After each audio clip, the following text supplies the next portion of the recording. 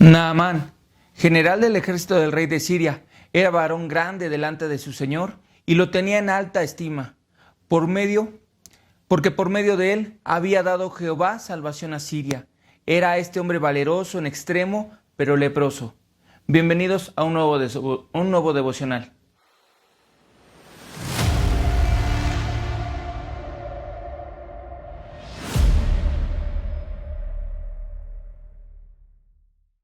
Bien, hermanos, esta historia de Naamán es una historia fascinante con la cual me identifico mucho yo. Es un hombre importante en el lugar donde él estaba, ocupaba un puesto de mucho valor en el gobierno de Siria. Era un general que había obtenido muchas victorias, pero tenía un grave problema, hermanos. Su problema no era pequeño, era leproso, hermanos. En aquella época la enfermedad de la lepra era una enfermedad mortal que sobre todo te segregaba, hacía que no pudieras convivir con otras personas. Sin embargo, la fama del Señor se había extendido hasta grandes distancias, lo que podía hacer el Señor a través del profeta Eliseo. Y entonces el rey determinó poder ayudar a Naamán, enviándolo a que fuese curado. Sin embargo, la idea que tenía el rey es que iba a ser a través de un hombre del rey de Israel. Este hombre estaba equivocado desde ese momento. Cuando llega ante el rey ese mensajero y se entera de que le pedía a través de regalos que fuese sanado Naamán, el rey se rasga la ropa, hermanos. ¿Por qué? Porque tenemos que saber que el único que salva es Dios, hermanos.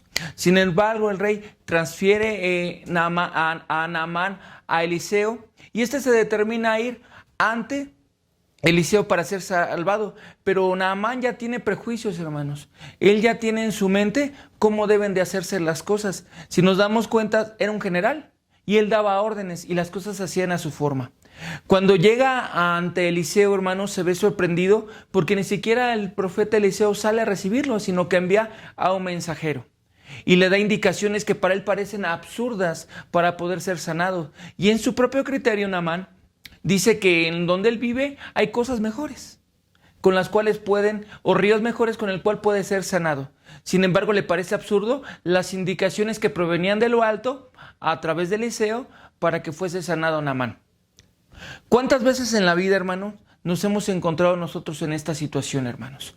Que nos dicen tan solo, perdona a tu esposa, perdona a tu esposo, y tu restauración de tu matrimonio sería completa y podrías vivir de una vida plena y feliz.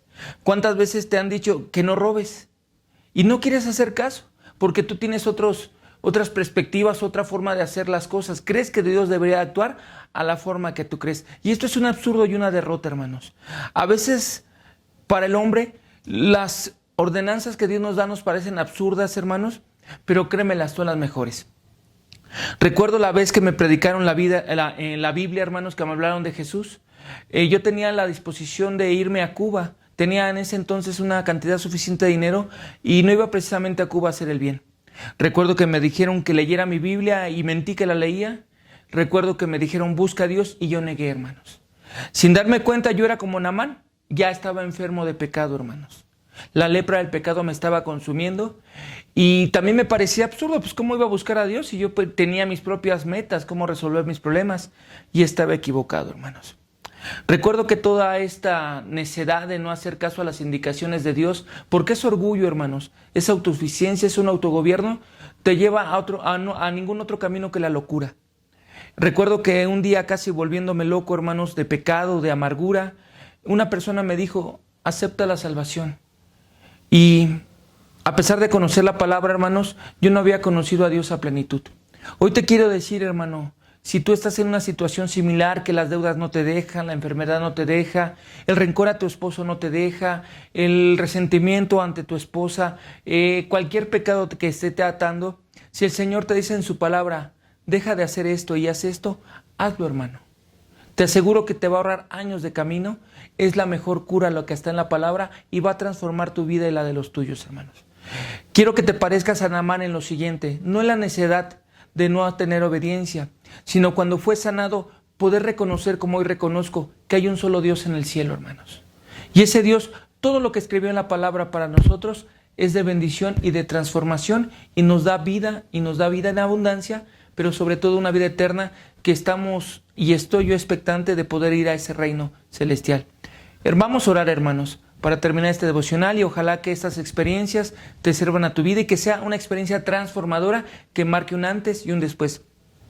Señor Jesús, te doy gracias, Señor, porque a pesar de mi necedad, de mi autosuficiencia, de mi altivez, de mi orgullo, tú me perdonaste a través del sacrificio que hiciste en la cruz, Señor.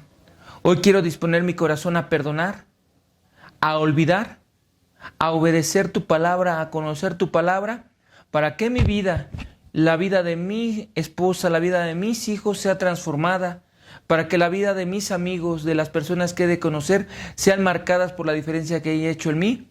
Y sobre todo oro para que cada uno de los que escuchen este devocional tengan el mismo sentir y el mismo pensar en que podamos obedecer tu palabra, porque tu palabra es vida y tu palabra es completamente verdad, Señor. En el nombre de Jesús, amén. Que Dios les bendiga y nos vemos próximamente.